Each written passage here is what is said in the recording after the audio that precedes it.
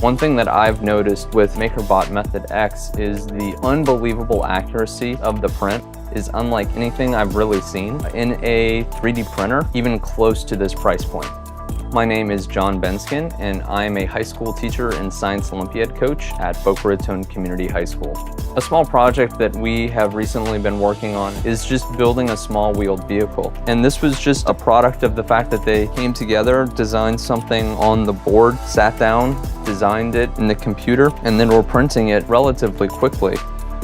They started with a simple PLA print and then tested different filaments such as nylon carbon fiber, and tough filament in order to test the rigidity and structural soundness of the piece itself.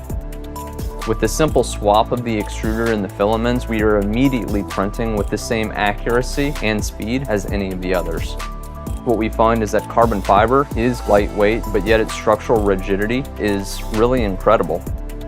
I don't think we've ever been able to print pieces that are this light yet this strong in our program's history.